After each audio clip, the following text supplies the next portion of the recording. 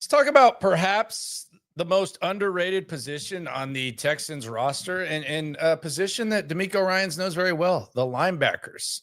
It is the final episode of SNL before the start of training camp, or the week of training camp, I shall say, and business is really, really going to pick up. But the linebacker position, we've focused on everything. We're going to conclude next week talking about the special teams, maybe revisiting some things that we talked about with Frank Ross, and then we'll get to the quarterback. Because a wise man once told me it is all about the quarterback. The game is all about the quarterback, and it's a really big year for CJ Stroud. But let's talk about the linebackers, DeMeco Ryans linebackers. And let's start with a guy that is one of his favorite players. I think perhaps one of the favorite players that he's ever coached, a guy that he brought in and has brought up a lot of things about, and that's Aziz Al-Shaair. Last year, obviously, the biggest headlines that Aziz Al-Shaair made was with the suspension after his hit on Trevor Lawrence.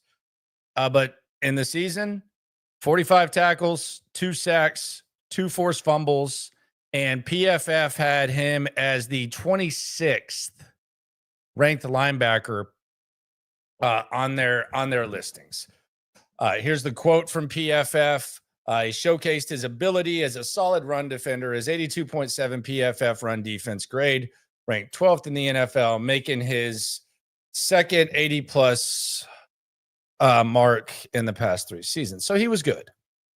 Now, the last time that we saw Aziz Al-Shaair, I think a lot of Texans fans were kind of frustrated. And quite frankly, it was one of the low performances of the entire season.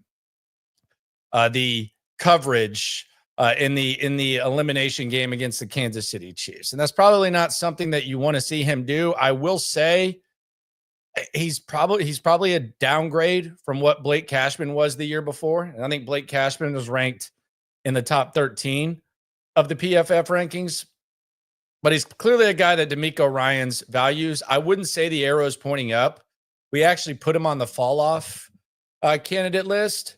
But the good news is there's some intriguing depth behind AAS on the Texans linebacker depth chart, which brings us to someone who had a hell of a season last year, Henry To'oTo'o.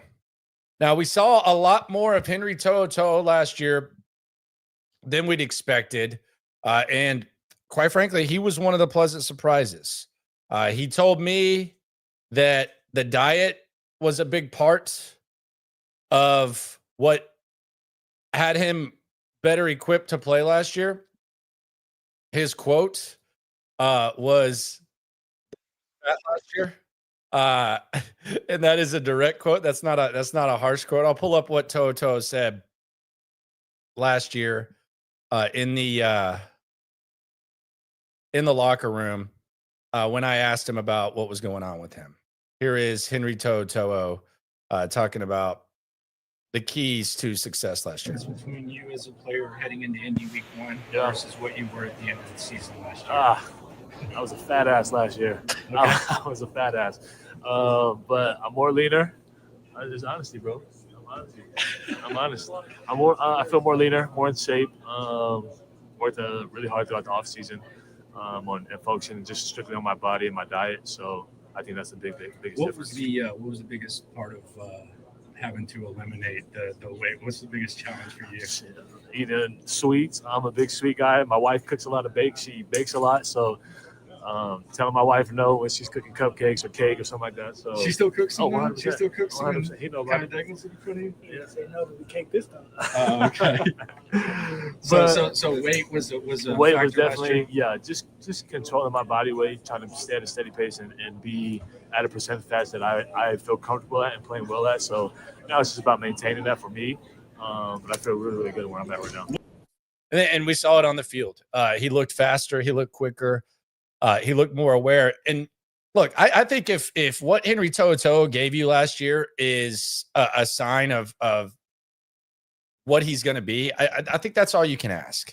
I thought he did a good job stepping up. He was called upon to do that, and he did a really nice job. Do I think that there's like some massive next step for Henry To'oTo'o. I don't, but I'll be honest.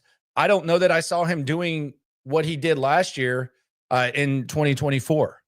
So if he continues to improve, I mean, if he takes as big of a step in year 3 as he did year 2, I mean, you're talking about a top 25 linebacker maybe in the NFL if the step is that big. But it was such a massive step. And this is part of the reason why they like him, not just on defense, but on special teams. But they talk about next man up. They talk about controlling what you could control, all that.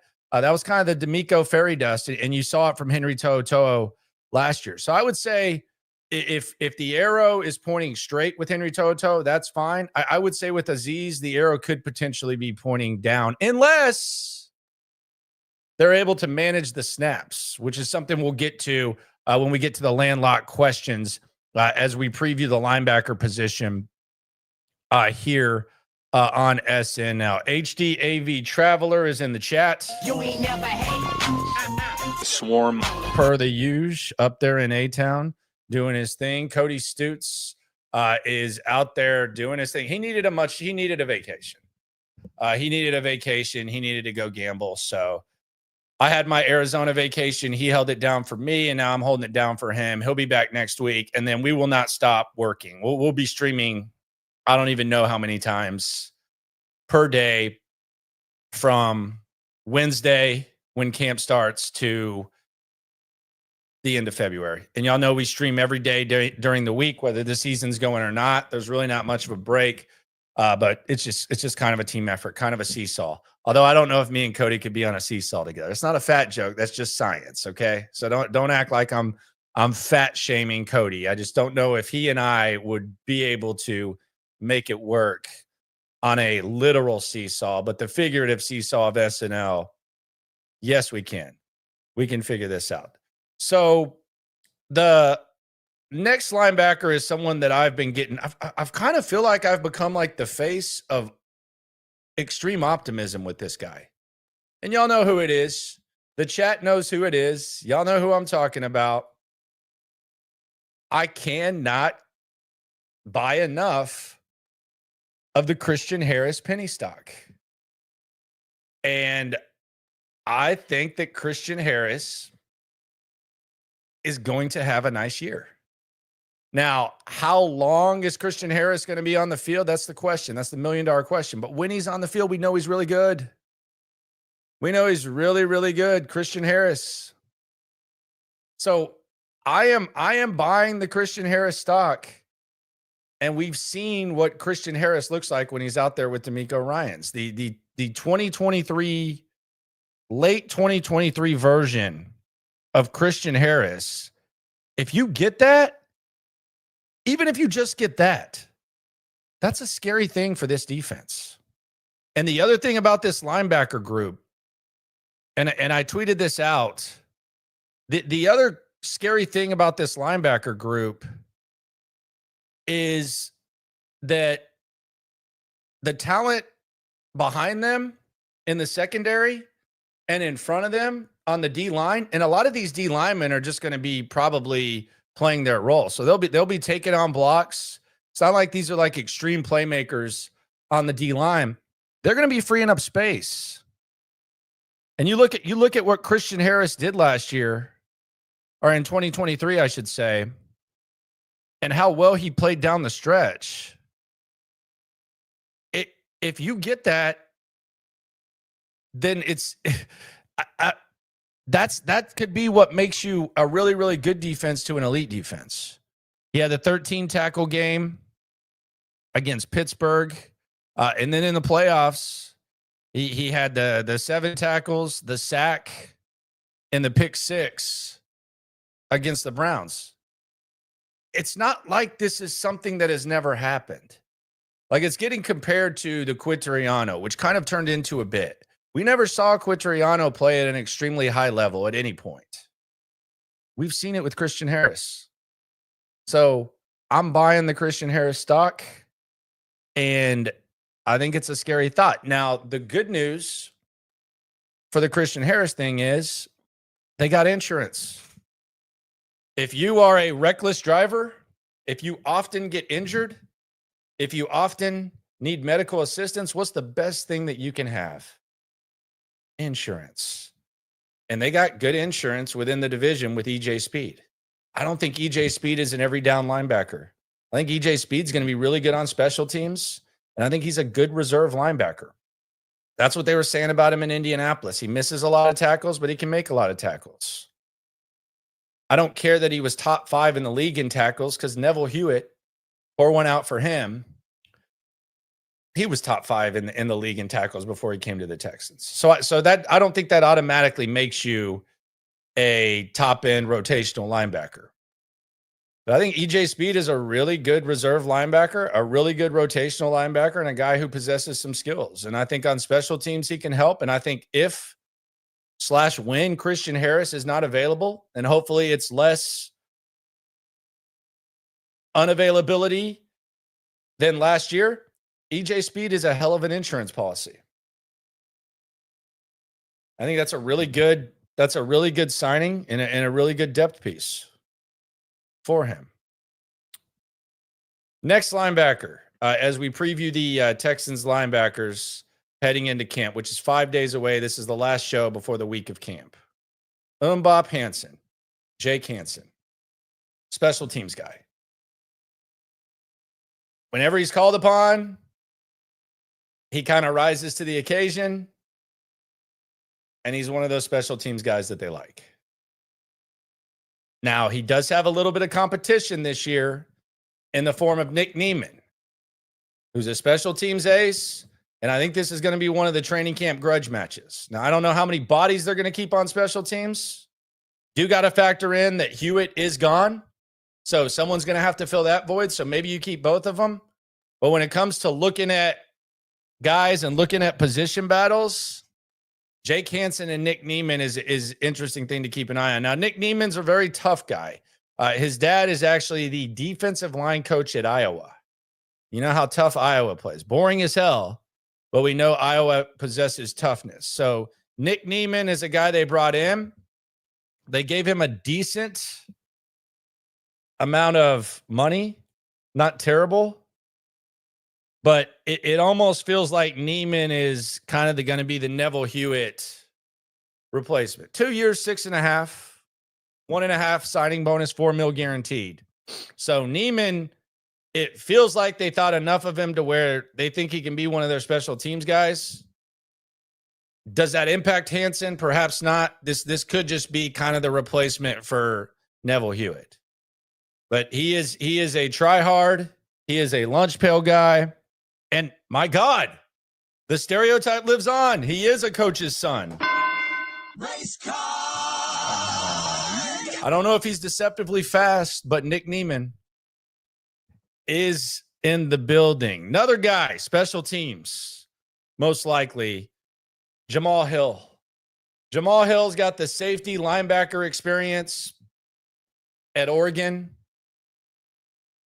Don't know how exactly Jamal Hill fits into what the Texans are trying to do. But this could be a guy that could easily be cut this year. I mean, we'll see. They do seem to use nickel safeties as linebackers, which is something we'll get to in a second. So maybe that impacts Jamal Hill. Like when you're bringing in Jalen Reed and you paid Jalen Petrie, and you've played football last year for a large portion of the season with Petrie as kind of an extra linebacker, that could impact Jamal Hill. I think the Reed bringing him in as kind of a better safety version of Jamal Hill, but a guy who can play in the box, that could impact him. Jamal Hill is going to be battling very, very tough. It's going to be tough for him to make this roster, and we'll see what it looks like. I mean, a lot of times these special teams coaches, the Frank Rosses of the world, they end up falling in love with guys. Maybe he's one of them. It's just a long list. It's Frank Ross with all these special teams guys that are better at special teams than defense. It's almost like he's the damn Bachelor handing out roses every time they make a cut. On the super chats, Trill Kick X. You ain't never hate. Swarm. It says, random, why does Kalen get no national love? Dude dropped 4 INTs, caught 7. If he catches all of them, he has more INTs than Ed Reed entire NFL career. You're talking about Ed Reed's career high. Is that a compliment or not, though? I always don't like, if he dropped 4 INTs, is assuming that he's going to catch them a good thing? I don't know. I think he just wasn't consistent enough. And I think it's really that simple. He wasn't consistent enough. But I think he gets a little bit of attention, but he's in a secondary with Stingley, and he's in a secondary with Lassiter, who was flip a coin, perhaps the best rookie corner last year. So that could contribute to it. But I think it's very clear that he is a ball hawk. We'll see if he continues to drop the INTs. JB Allen, the Annihilator. You ain't never hate. Swarm. Says, great job being solo and holding it down all week, Landry. I am well as a Christian Harris truther. Thank you very much. Welcome to the club. I feel like people are scared to buy in, and I don't get why. It's not like we've never seen it. This isn't, John Mechie. We're not sitting here saying, well, John Mechie's going to have a breakout year heading into year 4. We've never really seen John Mechie perform at a high level. We've seen it with Christian Harris. Can he stay on the field? Don't know.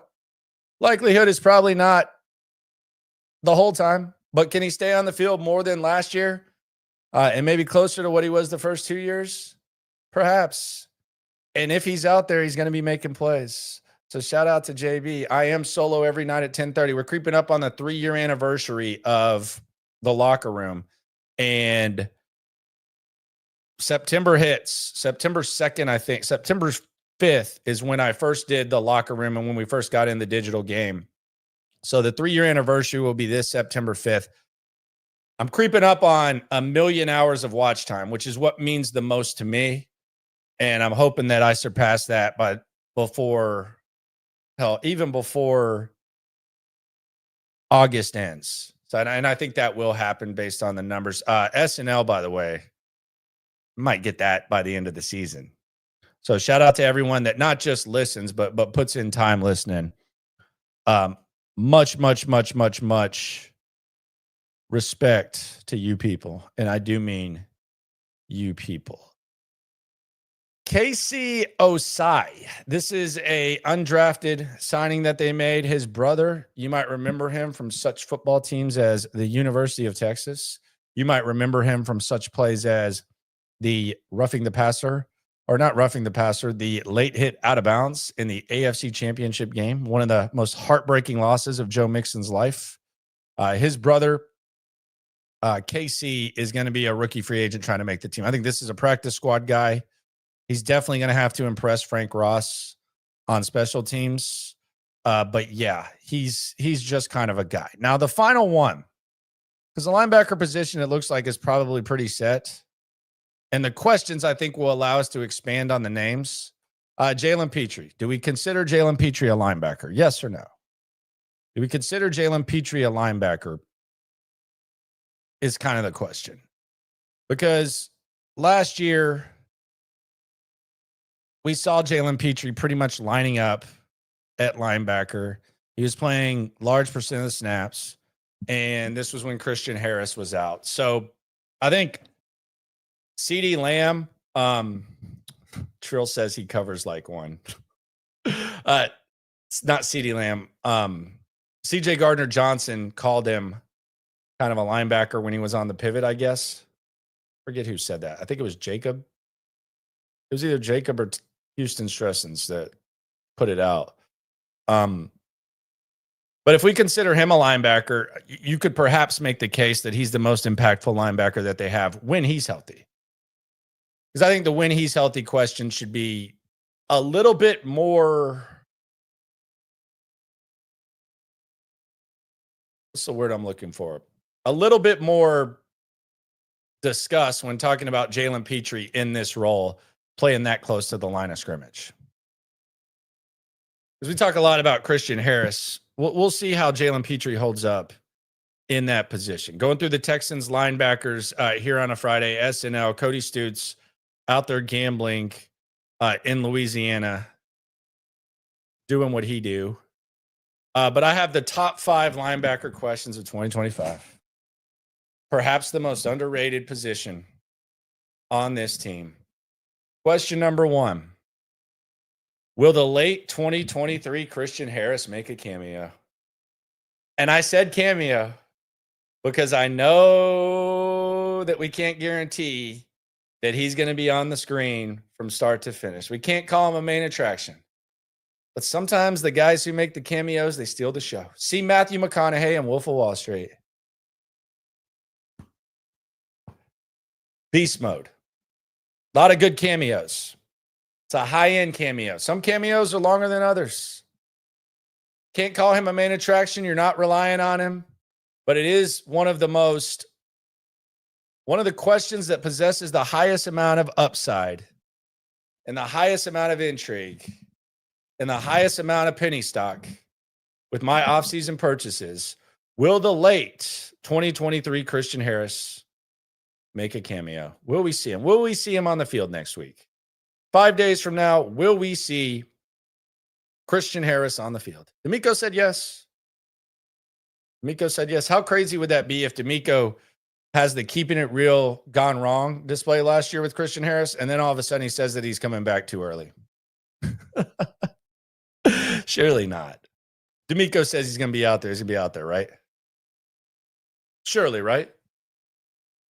I don't know. That's not D'Amico's specialty. It's how he handles these types of things. Next one. What would a healthy rotation look like? What would a healthy rotation look like with these linebackers? Last year, we saw To'o play a lot more snaps because Harris was out. We've seen that Aziz Al-Shaair can't cover. He's really, really good against the run. One of the better linebackers in the league against the run, but he's not good in coverage. Then you have EJ Speed, who we mentioned. And the other guys. What does the rotation look like if it's healthy? I think it means probably a larger percentage of snaps for Christian Harris than To'o. And then we see them figure out what they're going to do with To'o. And I think that Aziz Al-Shaair almost becomes like a 1.5, 2-down linebacker. I know it was just one game, but you got to think that when it's on display that bad, the coverage that Aziz Al-Shaair put on display, like coaches are going to try to sniff that out some way. And they know what his strengths are.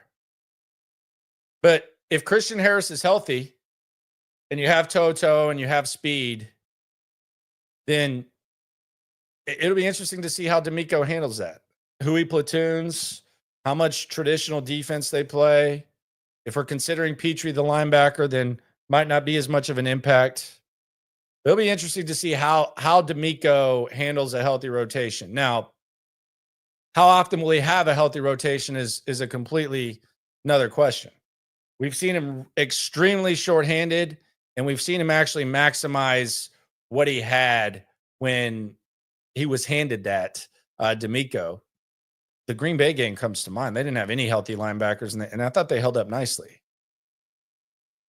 But what would a healthy rotation look like at linebacker? There's a lot of possibilities. I think it means more snaps for Christian Harris and limiting the pass plays for Aziz Al-Shaair. Which brings me to number 3. Is AAS seeked out Aziz Al-Shaair with that coverage? Are they going to seek out Aziz? I would seek out Petrie and Aziz if I were opposing offensive coordinator. That's probably easier said than done when you got Will Anderson, Daniil Hunter coming down the edge, and you got one of the best defensive minds in D'Amico Ryans who knows how to mask things and knows how to attack quarterbacks and make your life hell. But I would think that maybe he gets seeked out, and it'll be interesting to see what the game of chess looks like with D'Amico Ryans and how he handles that. The Rhino. You ain't never hate. Swarm Says he's legit excited. This is the last weekend without real football activities. Yes, this is it. Football season starts next Tuesday. Most of you people, I do mean you people, y'all come through here all season long. And some days it's easier to talk about things than others. Sometimes it's like trying to turn chicken-ish into chicken salad. I think we do it better than anyone else, but some days are easier than others. 7, 8 months of the year, 9, it's very easy. And y'all have gotten through it with us, and it is going to be, there is no preseason. I think camp is as good a coverage as you'll possibly get here. We'll be there, and we got you. So yeah, we've gotten through this. We've been in this game for a while, covering this squad for decades, and the digital game too. But this is gonna be a really, really fun offseason. It almost feels kind of put up or shut up, doesn't it? It almost kind of feels like put up or shut up, where there's been talk, but it almost feels like it's like a show me. Like it almost feels like people are just lurking around like, we got to see this. Last year it was Super Bowl. They can do this, they can do that. The year before it was, D'Amico, CJ. Kind of feels like there's a little more intensity with the fan base. I don't want to say it's tense, but a lot of stuff we really can't answer. What would the dialogue be like if they hadn't fired Bobby Slowick? Like, what would we be saying? Damn it, Bobby. Would there be hope? Would we be able to talk ourselves into hope if they hadn't fired Bobby Slowick? Or would you have questions about D'Amico Ryans? Would you have questions about the organization?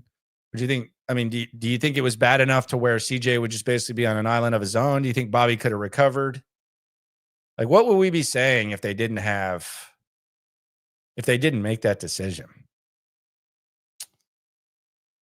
We'll never know. Question number 4. So question number 1 was, will the late 2023 Christian Harris make a cameo? Question numero 2. What would a healthy rotation look like? How's D'Amico kind of juggle around that depth? Pause.